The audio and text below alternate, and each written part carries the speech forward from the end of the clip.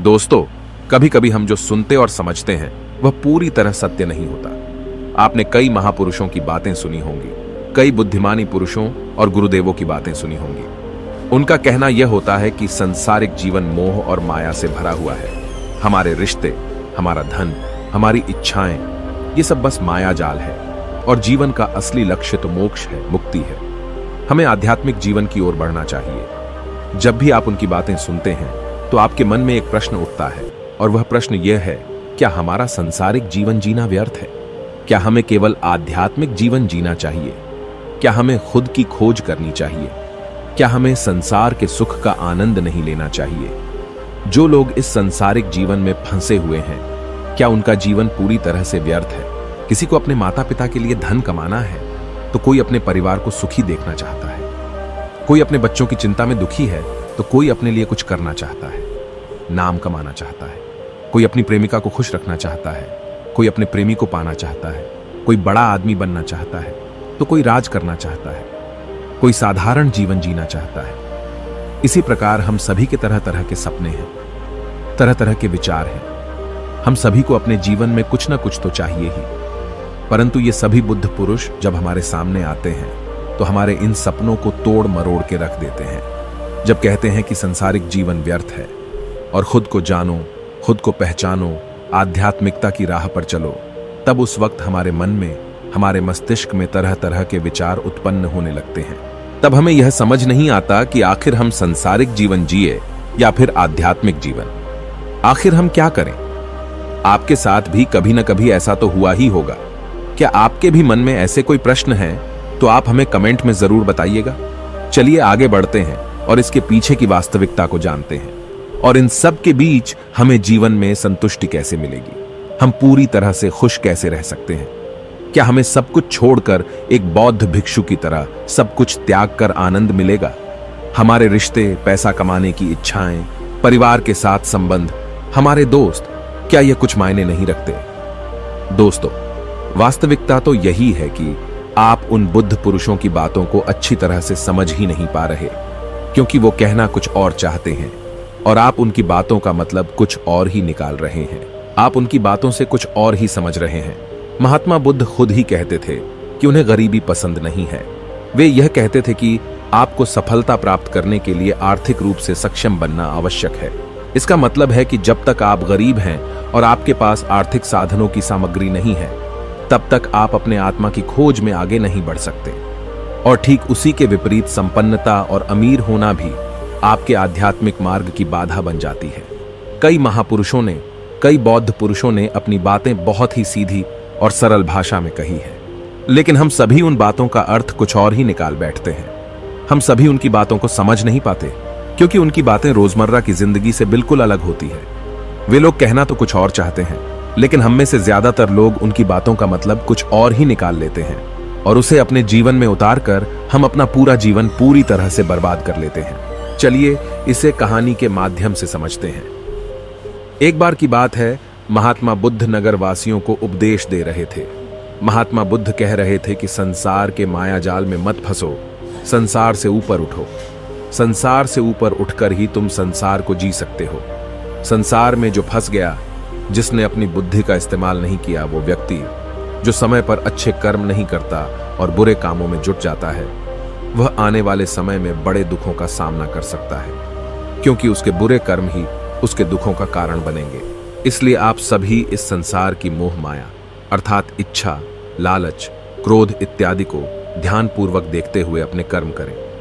इतना कहकर महात्मा बुद्ध ने अपना उपदेश समाप्त किया और वहां से चले गए। महात्मा बुद्ध जब ये उपदेश दे रहे थे तो वहां पर उस नगर का सबसे धनी व्यक्ति वहीं पर मौजूद था, और उस व्यक्ति पर महात्मा बुद्ध की बातों का बहुत गहरा असर पड़ा। उसका मन अब संसारी जीवन में नहीं लगता था, वह संसारी जीवन से हटने लगा था। अब उसे अपना सब कुछ किया हुआ व्यर्थ नजर आने लगा था। देखते ही देखते कुछ ही सालों में उसका सारा व्यापार चौपट होने लगा था। उस धनी व्यापारी के परिवार के सभी सदस्य उसे इस तरह से देखकर बहुत चिंतित रहने लगे थे, और जब भी कोई उससे बात करने की कोशिश करता था तो वह धनी व्यापारी एक ही बात कहता, ये धन दौलत तो सब बेकार की चीजें हैं, ये सब तो मोह माया है, सब बेकार है। भला हम रिश्ते निभाकर क्या करेंगे? यह सब तो वासना है। जीवन तो केवल एक ही है और वह है मुक्ति। अब तो केवल उसी की आस है, उसी की प्यास है। मैं इतना समझ चुका हूं कि अब से जो भी होगा वह सब अच्छा होगा। अब से उसने व्यापार पर भी ध्यान देना बिल्कुल बंद कर दिया था और देखते ही देखते वह धनी व्यापारी उस नगर का सबसे गरीब व्यक्ति बन चुका था। वह पूरी तरह से निर्धन हो चुका था। उसका सब कुछ बर्बाद हो चुका था और उसका पूरा परिवार सड़क पर आ गया था। एक दिन जब उसके घर में खाने के लिए कुछ नहीं बचा तो उसने अपने आप से कहा, यह मैंने क्या कर दिया? सब कुछ तो बहुत अच्छा चल रहा था, लेकिन मैंने अपने हाथों ही सब कुछ बर्बाद कर दिया। आज मेरे परिवार का हर एक सदस्य भूखा है। उनके पास खाने के लिए कुछ नहीं और मैं उनके लिए कुछ नहीं कर पा रहा। वह यह सब सोच ही रहा था कि तभी उसे याद आया कि उसने महात्मा बुद्ध की बातों में आकर अपना जीवन बर्बाद कर लिया। न तो उसे मुक्ति मिली और न ही धन। वह सोच रहा था, मैं तो कहीं का नहीं रहा। थोड़े थोड़े भोजन के लिए भी आज मुझे रोज मरना पड़ता है। हर रोज मुझे मेहनत करनी पड़ती है, तब जाकर मेरे परिवार को 2 वक्त की रोटी मिल पाती है। अपने परिवार की इस तरह से बुरी हालत देखकर उससे रहा नहीं गया। वह बहुत चिंतित रहने लगा था। वह बहुत परेशान हो चुका था। एक दिन वह अपने घर से भाग गया। रास्ते में जब वह आगे बढ़ रहा था तब उसके मन में ख्याल आया कि वह कहां जाएगा, किससे मदद मांगेगा, आखिर अब उसका साथ कौन देगा। तभी उसे याद आया कि उसे महात्मा बुद्ध के पास ही जाना चाहिए, क्योंकि बुद्ध के कारण ही आज उसकी यह हालत है।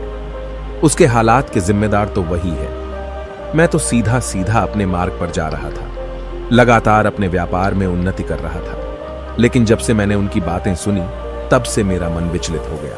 मुझे समझ नहीं आया कि मैं जो जीवन जी रहा हूं क्या वह सत्य है, या फिर जो वह जीवन जी रहे वह सत्य है।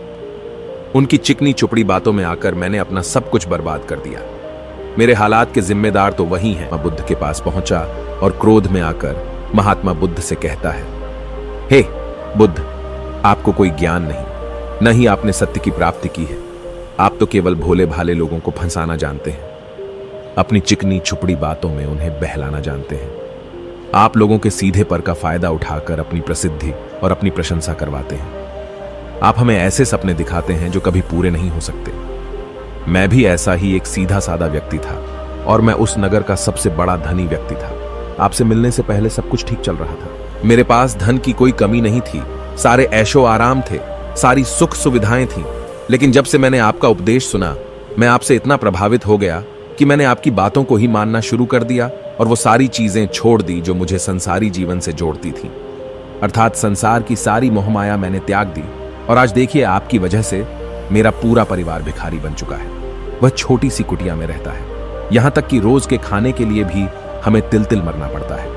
आपकी वजह से मैं पूरी तरह से बर्बाद हो चुका हूं। उस व्यक्ति के इतना कहने के बाद महात्मा बुद्ध शांति से मुस्कुराते हुए उस व्यक्ति से कहते हैं, आखिर तुम्हारे साथ क्या हुआ है और तुमने मेरी बातों का क्या मतलब निकाला? इस पर वह व्यक्ति महात्मा बुद्ध को सारी बातें बता देता है। आप कहते हैं कि धन दौलत की इच्छा करना, ये कामना, ये वासना से बुरी है। आप सांसारिक जीवन को बुरा कहते हैं और खुद इस संसार में आकर भिक्षा मांगते हैं। आप आध्यात्मिक जीवन को अच्छा बताते हैं, किंतु मेरा एक प्रश्न है, इस आध्यात्मिक जीवन से हमें क्या मिलता है? इससे हमें क्या लाभ? आपने कहा था कि हमें आध्यात्मिक जीवन से सुख प्राप्त होता है, लेकिन मैंने तो जब से आध्यात्मिक जीवन अपनाया है तब से मुझे केवल दुख ही दुख मिला है। यहां तक कि मेरे पास जो कुछ भी था वह भी सब मैं खो बैठा हूं। आप लोगों को झूठा सुख दिखाकर उन्हें अंधकार में ढकेल देते हैं। क्या यह वास्तविकता नहीं है?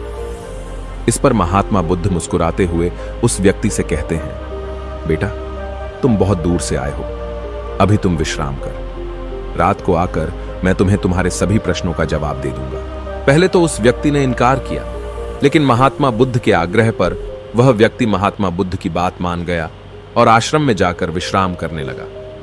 रात्रि के बाद महात्मा बुद्ध उस व्यक्ति के पास आए और कहा, बेटा, मैंने एक व्यक्ति की बात सुनी। वह कह रहा था कि एक हाथी हवा में उड़ रहा था और वह अपने पर तेजी से मारता हुआ हवा में चला जा रहा था। उसने तो यह भी देखा कि एक बड़ी मछली अपने पैरों से जमीन पर चल रही थी और एक कुत्ता समुद्र की गहराइयों में सांस ले रहा था। इतना कहकर महात्मा बुद्ध शांत हो गए। वो व्यक्ति महात्मा बुद्ध की सारी बातें सुनकर महात्मा बुद्ध से कहता है, हे तथागत, उसके आगे क्या हुआ? आखिर आप चुप क्यों हो गए? तभी महात्मा बुद्ध उस व्यक्ति को समझाते हुए कहते हैं, बेटा, क्या तुम्हें लगता है कि ऐसा वास्तव में हो सकता है?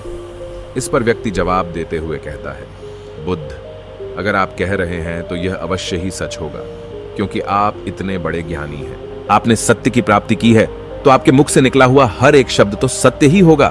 तभी महात्मा बुद्ध मुस्कुराते हुए उस व्यक्ति से कहते हैं, बेटा, क्या तुमने कभी पहले ऐसा कभी होते हुए देखा है? क्या तुमने कभी किसी हाथी को देखा है जो पर के साथ हवा में तेजी से उड़ता जा रहा हो? इसके जवाब में वह व्यक्ति कहता है, तथागत, मैंने तो कभी नहीं देखा। तभी महात्मा बुद्ध कहते हैं, तुमने मुझसे प्रश्न क्यों नहीं किया कि आखिर वह हाथी आकाश में कैसे उड़ सकता है? इसके जवाब में व्यक्ति कहता है, हे तथागत, आपके मुख से सुनकर मुझे ऐसा लगा कि मानो वह सत्य हो, और आप कह रहे हैं तो यह सत्य ही होगा, इसलिए मैंने आपसे एक भी बार प्रश्न नहीं किया।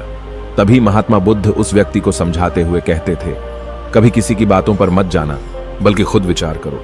स्वयं सोचो कि उस बात में कितनी सच्चाई है। जो व्यक्ति कह रहा है, क्या वह सच है? आखिर वह कहना क्या चाहता है? हो सकता है कि वह कुछ और कहना चाहता हो और तुम उसका अर्थ कुछ और ही निकाल रहे हो। कम से कम तुम्हें एक बार प्रश्न करके यह समझना तो चाहिए कि आखिर वह कहना क्या चाहता है। अगर तुम मुझसे पूछते कि आखिर वह हाथी हवा में कैसे उड़ सकता है, तो इसका जवाब मैं तुम्हें अवश्य देता।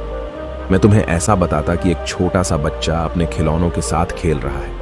वह हाथी को हवा में उड़ा रहा है और कुत्ते को पानी में डूबा रहा है, और रही बात मछली की, तो वह उसे जमीन पर चला रहा है।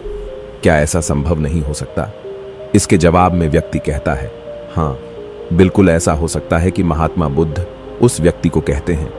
इसी प्रकार मैं कभी किसी को निर्धन या गरीब होने के लिए नहीं कहता।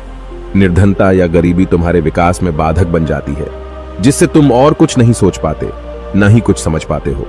इन भिक्षुओं को देखो, जब इन्हें भोजन की आवश्यकता होती है तो ये भिक्षा मांगने के लिए निकल पड़ते हैं, लेकिन यह भिक्षा कहां से आती है? इसके जवाब में व्यक्ति कहता है, हे तथागत, हर कोई रोज मेहनत करता है ताकि उसके परिवार का पालन पोषण हो सके, और जो वह मेहनत करता है उसके बदले में उसे कुछ पैसे मिलते हैं। उन पैसों से भोजन खरीदता है, और वही भोजन वह आपको भी सौंपता है, और वहीं से भिक्षा आती है। तभी महात्मा बुद्ध उस व्यक्ति से एक और प्रश्न करते हैं, बेटा, यह बात तो सत्य है, लेकिन तुम क्या मुझे यह बता सकते हो कि आखिर यह धन कहां से आता है? इसका जवाब देते हुए व्यक्ति कहता है, हे तथागत, धन तो सभी लोग अर्जित करते हैं, सभी कमाते हैं। तभी महात्मा बुद्ध इस व्यक्ति को समझाते हुए कहते हैं, ठीक इसी प्रकार दुनिया में यदि हर कोई भिक्षा मांगने लग जाए तो आखिर भोजन कहां से आएगा? अनाज कौन उगाएगा? व्यापार कौन करेगा? और लोगों की रक्षा के लिए धन कहां से इकट्ठा होगा? लोगों की जरूरतें कैसे पूरी होगी? यह सुनकर व्यक्ति थोड़ा सा अचरज में पड़ गया और महात्मा बुद्ध से कहता है, किंतु हे तथागत, आप ही तो कहते हैं कि मनुष्य की इच्छा, कामना और वासना, लालच और क्रोध, ये सभी मनुष्य के विकार हैं और हमें इनसे दूर रहना चाहिए, तभी वह आत्मज्ञानी कहलाता है। तभी महात्मा बुद्ध कहते हैं, बेटा, मैं तो अभी भी यही कह रहा हूं कि मनुष्य को इन सब चीजों से दूर रहना चाहिए। इस पर व्यक्ति महात्मा बुद्ध की बात काटते हुए कहता है, हे तथागत, पर दुनिया तो इसी पर चल रही है, इसके बिना भला यह संसार कैसे चल सकता है? हर किसी को पैसों की जरूरत है, बिना पैसों के वह अपने परिवार को नहीं चला सकता, वह अपने परिवार का पालन पोषण नहीं कर सकता, वह अपने परिवार के लिए भोजन नहीं ला सकता, और यदि वह पैसे नहीं कमाएगा तो वह भूखा मर जाएगा। तभी महात्मा बुद्ध कहते हैं, बेटा, यह संसार इन चीजों से नहीं चल रहा, इन चीजों से बिगड़ रहा है। इस पर व्यक्ति कहता है, हे तथागत, आखिर आप क्या कहना चाहते हैं? मैं आपकी बात समझ नहीं पा रहा। संसार में इच्छा, कामना, वासना और क्रोध ही तो है, और जब हम इनका त्याग कर देते हैं तब हम आध्यात्म के मार्ग की ओर आगे बढ़ते हैं, अर्थात मुक्ति के मार्ग पर, यानी कि हम सन्यासी के मार्ग पर चलते हैं। इस पर महात्मा बुद्ध जवाब देते हुए कहते हैं, बेटा, तुमने जो कुछ कहा वह भी एक बहुत बड़ा सत्य है। इच्छा, कामना, वासना और क्रोध, ऐसे ही बुरी भावनाओं को छोड़ देने से हम संसार छोड़कर सन्यासी हो जाते हैं, और इन्हीं सभी चीजों को छोड़कर भी हम संसार में जी सकते हैं, धन कमा सकते हैं, मान, पद, प्रतिष्ठा और सम्मान कमा सकते हैं, क्योंकि हम सब अपना कर्म ही तो कर रहे हैं। एक किसान खेती करता है, पर वह अपनी खेती बिना बुरी भावनाओं के भी कर सकता है। एक व्यापारी व्यापार करता है, और इस व्यापार में चीजों को यहां से वहां पहुंचाना होता है, और वह व्यापारी इन चीजों को बिना बुरी भावना के कर सकता है। ठीक उसी प्रकार एक राजा भी अपनी प्रजा की रक्षा करता है और वह भी अपने कर्म बिना किसी बुरी भावना के कर सकता है। और एक भिक्षु इन सभी लोगों को सही प्रकार और सही कार्य करने के लिए मार्गदर्शन करते हैं, जो उस भिक्षु का कर्म है, जो उसका कार्य है। और जो व्यक्ति जागृत होकर अपने कर्मों का सही पालन करता है, वास्तविकता में वही सन्यासी है, वही भिक्षु है। क्योंकि हम जो भी कर्म कर रहे हैं वह हमारा इस संसार में रहने के लिए, जीवित होने के लिए, जीवन जीने के लिए केवल एक माध्यम मात्र ही है। उसे छोड़कर हम कुछ भी नहीं पा सकते। और हमारे सभी कर्म करते हुए हमारा मुख्य उद्देश्य जागृत होना है, खुद को पहचानना है, खुद को जानना है। एक बार यदि हमारे भीतर ज्ञान का उदय हो गया, तब हम चाहे जो भी करें, वह फिर संसारी हो या सन्यासी, सब एक ही होते हैं। इस पर व्यक्ति महात्मा बुद्ध से कहता है, हे बुद्ध, किंतु मैंने तो देखा है कि आप अपने संघ में उन लोगों को भी शामिल कर लेते हैं जो लोग अपने परिवार को छोड़कर आए, अपने माता पिता को छोड़कर आए हैं, अपने बीवी बच्चों को छोड़कर आए हैं। क्या आप उनसे कभी यह कहते हैं कि जाकर अपनी जिम्मेदारियां पूरी करो?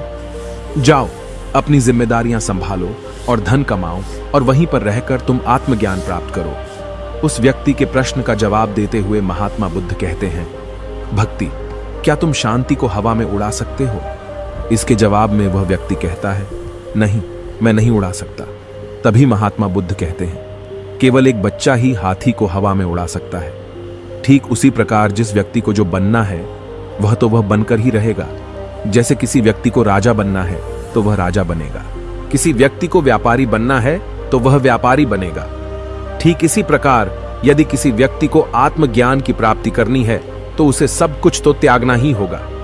आगे महात्मा बुद्ध उस व्यक्ति से कहते हैं, बेटा, क्या तुम सब कुछ छोड़कर आत्मज्ञान के मार्ग पर आगे बढ़ते, या फिर तुम यह सोच रहे थे कि इस रास्ते पर चलकर जीवन आसान हो जाएगा, जो होगा सब अच्छा होगा, सब कुछ अपने आप ही मिलने लगेगा, मुझे तो कुछ करने की आवश्यकता ही नहीं पड़ेगी, सारे दुख दर्द सब कुछ समाप्त हो जाएगा और जीवन में चमत्कार होने लगेगा और अंत में मुक्ति भी मिल जाएगी। महात्मा बुद्ध की यह बात सुनकर उस व्यक्ति को अपनी गलती का एहसास हो गया। पदोन्नति महात्मा बुद्ध के चरणों में गिर पड़ा और कहने लगा, हे तथागत, आप सत्य कहते हैं। मैंने तो कुछ ऐसा ही सोचा था, क्योंकि मेरा व्यापार सही नहीं चल रहा था, तो मुझे लगा कि सब कुछ छोड़कर सब मिल जाएगा, मुझे कुछ करने की आवश्यकता ही नहीं पड़ेगी और मेरे सारे दुख दर्द हमेशा हमेशा के लिए खत्म हो जाएंगे और मैं आत्मज्ञान भी प्राप्त कर पाऊंगा। तभी महात्मा बुद्ध उस व्यक्ति से कहते हैं, बेटा, भिक्षु हो जाना कोई आसान बात नहीं है, इसके लिए सब कुछ त्यागना पड़ता है। एक एक चीज जिसे तुम बहुत प्रेम करते हो, वह सारी चीजें तुमसे एक एक करके दूर हो जाती हैं। तो क्या तुम भिक्षु बनने के लिए तैयार हो? क्या तुम सब कुछ छोड़कर आध्यात्म के मार्ग में आगे बढ़ना चाहते हो? इसके जवाब में व्यक्ति कहता है, हे तथागत, मुझे मेरी गलती का एहसास हो चुका है, मुझे भिक्षु नहीं बनना, मैं तो व्यापारी ही ठीक हूं, मैं तो अपने संसारी जीवन में ही ठीक हूं। परंतु अब भी मेरे मन में एक प्रश्न शेष बचा है, अगर आपकी आज्ञा हो तो वह प्रश्न भी मैं आपसे पूछना चाहूंगा। तभी महात्मा बुद्ध उसे आज्ञा देते हैं। इस पर व्यक्ति कहता है, हे तथागत, आप ही तो कहते हैं कि धन नहीं कमाना चाहिए। पद, प्रतिष्ठा, अहंकार हमें दुख की ओर ले जाते हैं और संसार में यही तो है और क्या है। यदि हमें संसारी जीवन जीना है तो हमें यह सब तो करना ही पड़ेगा। तभी महात्मा बुद्ध मुस्कुराते हुए उस व्यक्ति से कहते हैं, क्या तुम्हें भूख लगी है?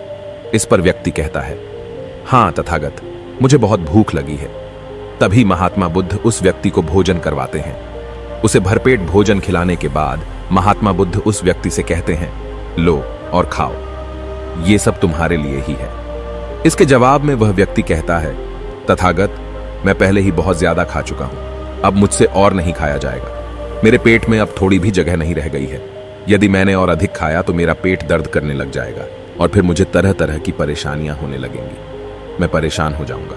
तभी महात्मा बुद्ध मुस्कुराते हुए उस व्यक्ति से कहते हैं, बेटा, मैं भी तो तुम्हें यही समझाने का प्रयास कर रहा हूं कि जितनी जरूरत है उतना ही खाओ, उतना ही धन कमा जितने की तुम्हें आवश्यकता है, क्योंकि हर चीज जब हद से ज्यादा हो जाती है तो वह नुकसान जरूर पहुंचाती है। फिर वह चाहे धन हो, चाहे इच्छा, चाहे लालच या फिर कामना या वासना, सब कुछ हद से ज्यादा आपको नुकसान ही पहुंचाएगा। और यह सब आपको केवल दुख ही देंगे। इसलिए इन्हें नियंत्रण में रखना चाहिए। जितने की हमें आवश्यकता है उतना ही हमें चाहिए, और जब आप इसे नियंत्रण में रखते हैं तो यह कभी आपको दुख नहीं दे पाएगा। आप हमेशा सुखी रहोगे। आ गई। महात्मा बुद्ध उस व्यक्ति से कहते हैं, भर दे। धन कमाना आवश्यक है, क्योंकि धन की कमी नहीं होनी चाहिए, भोजन की कमी नहीं होनी चाहिए, किसी भी कार्य को करने के लिए मन में इच्छा की कमी नहीं होनी चाहिए। लेकिन उसी के साथ में यह भी ध्यान रखना है कि इच्छा अत्यधिक भी नहीं होनी चाहिए। और मैं तुम्हें यही समझाने का प्रयास कर रहा हूं, मैं तुम्हें यही ज्ञान देने का प्रयास कर रहा हूं कि मध्य में रहो, न कम न ज्यादा। इसलिए जाओ और धन कमा व्यापार करो। अपने कर्म से न केवल अपना बल्कि दूसरों का भला भी करो। जब तुम अपने किए के सांसारिक कार्यों से लोगों का भला करते हो, तब तुम में और किसी सन्यासी अर्थात किसी भिक्षु में कोई अंतर नहीं रह जाता। बस सभी के मार्ग अलग होते हैं, लेकिन मंजिल एक ही होती है, और तुम कभी मार्ग से भटक न जाओ। इसलिए ऐसे लोगों की संगत में रहना जो तुम्हें आत्मज्ञान के सीधे मार्ग पर ले चलें, जो सांसारिक जीवन से हटकर नए जीवन में प्रवेश करवाएं, क्योंकि वे लोग बुराइयों से लड़ने में तुम्हारी मदद करेंगे। तुम्हें ताकत मिलेगी और तुम लगातार बिना विचलित हुए आध्यात्म के मार्ग पर लगातार आगे बढ़ते चले जाओगे। इतना कहकर महात्मा बुद्ध शांत हो गए।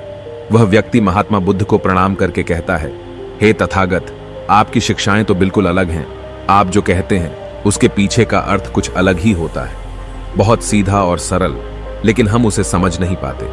आपके पास चमत्कार का आश्वासन नहीं है, पर आपके पास वह मार्ग है जिस मार्ग पर चलकर मैं अवश्य ही अध्यात्म को प्राप्त कर सकता हूं, जिससे मेरा और लोगों का सभी का भला होगा। हे तथागत, यह मेरी ही गलती थी कि मैंने आपकी बातों का गलत मतलब निकाला, और एक व्यापारी होकर भी मैंने अपने कर्म को छोड़ दिया और यह सोचने लगा कि अब अपने आप ही सब कुछ होगा, सब कुछ अच्छा ही होगा। लेकिन यह सत्य है कि अपने आप कुछ नहीं होता। जब हम हाथ पैर चलाएंगे, काम करेंगे, कर्म करेंगे, तभी हमें फल मिलेगा। जब हम हाथ पैर मारना छोड़ देते हैं तो नदी का बहाव हमें अपने साथ बहाकर ले चला जाता है, और तब हमारे हाथों में कुछ नहीं रह जाता। और यही मेरे साथ भी हुआ है। हे तथागत, आज से मैं आपको वचन देता हूं कि मैं अपना कर्म पूरी ईमानदारी के साथ करूंगा। आपके दिए हुए मार्ग पर मैं पूरी ईमानदारी से चलूंगा। मैं आपको वचन देता हूं कि मैं एक अच्छा व्यापारी और एक अच्छा इंसान बनकर रहूंगा। मैं आत्मज्ञान के मार्ग पर अपने कर्म करते हुए आगे बढ़ता रहूंगा।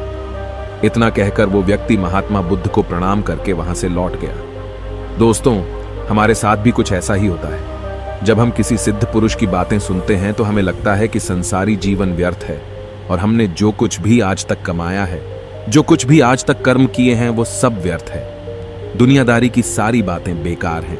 हमें तो आत्मज्ञान के मार्ग पर बढ़ना चाहिए, वही सही राह है।